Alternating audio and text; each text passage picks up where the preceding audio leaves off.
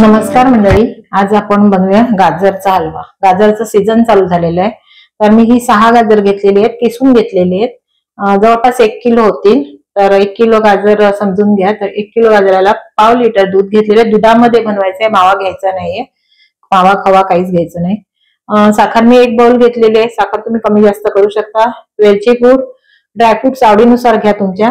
आणि मी मलाई घालणार आहे, फ्रेश दुधाची मलाई जी असेल घरी, ऑप्शनल आहे, असेल तर घाला। आणि 2 ते 3 चमचे तूप लागणार आहे। इतकं साहित्य गाजर हलव्यासाठी लागणार आहे। सर्वप्रथम आपण कढईमध्ये तूप घालून घेऊया। 2 चमचे एवढं मी सुरुवातीला 1-1.5 चमचा घालते आणि वरून थोडस नंतर घालायचे। आणि आता तूप वितळलं की त्यामध्ये थोडेसे ड्रायफ्रूट परतून घ्यायचे, कारण मग ड्रायफ्रूटला ना थोडासा क्रंचीपणा येतो, म्हणून थोडेसे परतून घ्यायचे। तर ड्रायफ्रूट घालून घ्यायचे, बदाम, काजू आणि थोडस पिस्ता घेतलेलं आहे। तुम्हाला जे आवडत असेल ते ड्रायफ्रुट्स घ्या आणि थोडासा परतून घेतल्यानंतर त्याचा रंग पण खूप छान सुरेख दिसतो, ड्रायफ्रूटचा पाहायला पण खूप छान वाटतं। तुम्ही माझ्या चॅनलवर नवीन असाल, माझे चॅनल सबस्क्राईब केले नसेल तर प्लीज सबस्क्राईब करा, लाईक करा आणि शेअर करा। असेच माझे व्हिडिओज येत आहेत, सोप्या रेसिपीज येत आहेत, ते पण पाहायला विसरू नका।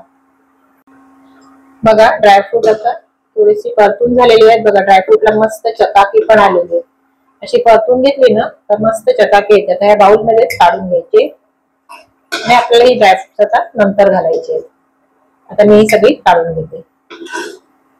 आता ड्रायफ्रुट्स काढून घेतले, आता यामध्ये गाजर किसलेलं घालून घ्यायचं। हे गाजराचा हलवा आहे ना, हे कुकर मध्येही बनवतात।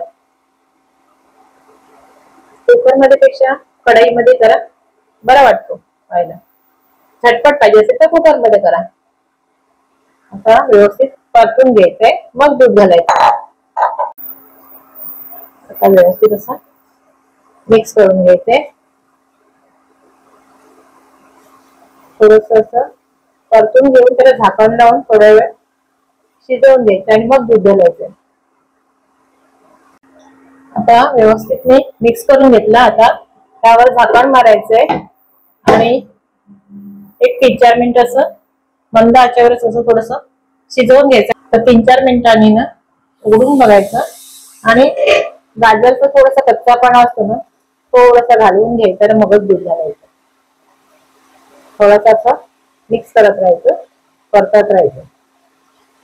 थोडासा रंग बदलला गाजराचा, असं वाटतं की गाजराचा थोडं शिजायला लागलेलं आहे, तर मग दूध घालून घ्यायचं। आता दूध घालून घ्यायचंय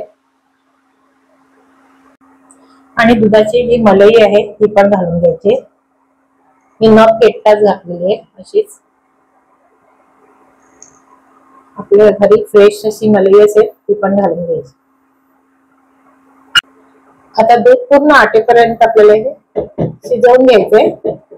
दूध आटेपर्यंत गाजर हलवा पण शिजला जाईल आणि मग साखर घालायची। आता यावर झाकण मारायचं आणि दूध आटेपर्यंत शिजवून घ्यायचं। बघा दूध आटायला आलेलं आहे, बघा बरस दूध आटलेलं आहे, थोडस राहिलंय। आता ह्यामध्ये आपण साखर घालून घ्यायचं।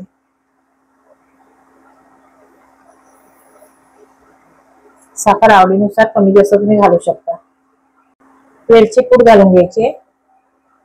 साखर विरघळल्यामुळे पुन्हा पाणी झालं बघा। आता ह्यामध्ये घालून घ्यायचे तूप। तूप आवडत असेल तर जास्त घातलं तरी हरकत नाही, थंडीचे दिवस आहे, जरा तूप घातलेलं चांगलं। तर मी आता 1 ते 1.5 चमचा, 1-1.5 चमचा अगोदर घातलेला, 1.5 चमचा आता घालून घेते। आता पुन्हा झाकण मारून शिजवून घ्यायचं।